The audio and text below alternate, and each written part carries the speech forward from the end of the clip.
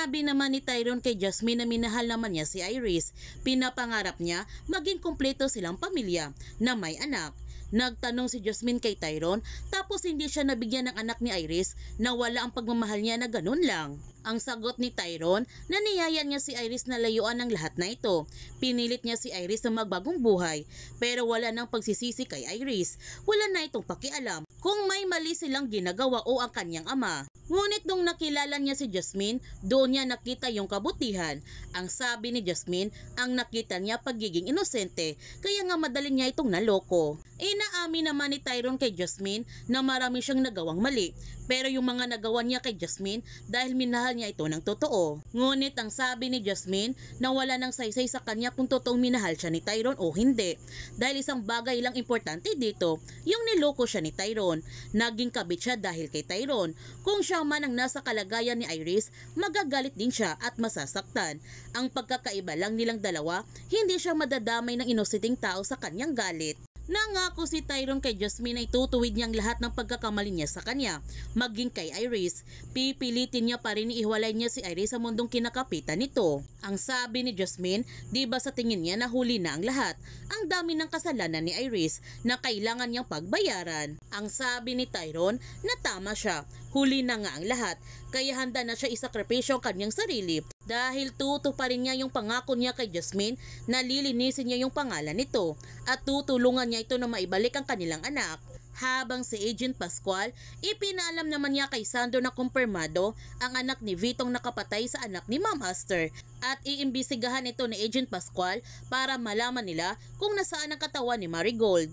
Nagtanong si Sandro kung walang kinalaman si Tyrone dito.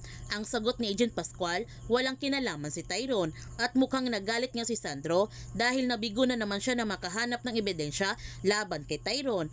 Pero hindi pa rin niya titigilan si Tyrone dahil para sa kanya na may kinalaman ito sa nangyari sa kanyang mag-ina. Samantala, dumating na nga si Iris sa venue at nagandahan pa siya nito sa setup na ginawa ni Jasmine. Nang sabi pa ni Iris na sobrang romantic at pakiramdam niya na i-inlove ulit siya nito. Ipinakita pa niya kay Jasmine ang kanilang wedding ring ni Tyrone. Pumasok na rin si Tyrone sa loob at sinabihan ni Iris si Tyrone na naikwento lamang niya kay Lavender na nahanap niyang kanyang wedding ring at ito si Tyrone na wala naman sa kanya at nakakadismaya. Sinabi niya kay Tyrone noon na may mga bagay talaga hindi napapalitan katulad ng wedding ring at asawa, pero mukhang napapalitan naman ang asawa. Mga ilang sandali dumating na ang kanilang bisita at hindi naman makakapunta si Lily dahil may sakit daw si Camila. Kaya nung narinig ito ni Jasmine, nag-alala siya sa kalagayan ng kanyang anak. Pero hindi nila alam na gagamitin ni Lily ang pagkakataon na ito para makalis na sila ni Camila. Habang nag-iimpake ng mga gamit si Lily, nakita niya sa mga gamit ni Lance na may isang hard drive kaya tiningnan niya ang laman nito.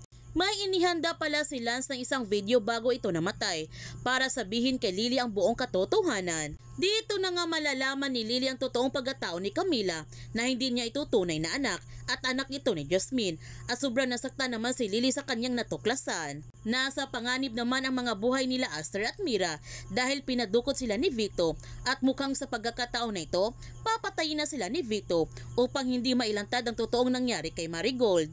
Hindi naman nagawang iligtas ni Agent Pascual sina Aster at Mira dahil hindi niya kinayang mga tauhan ni Vito at nabatukan pa siya nito sa batok kaya nahimatay si Agent Pascual. Habang si Jasmine, tinawagan niya kagad si Camila para kumustahin ang kalagayan nito at wala siyang kamalay-malay na itatakas na ni Lily ang kanyang anak.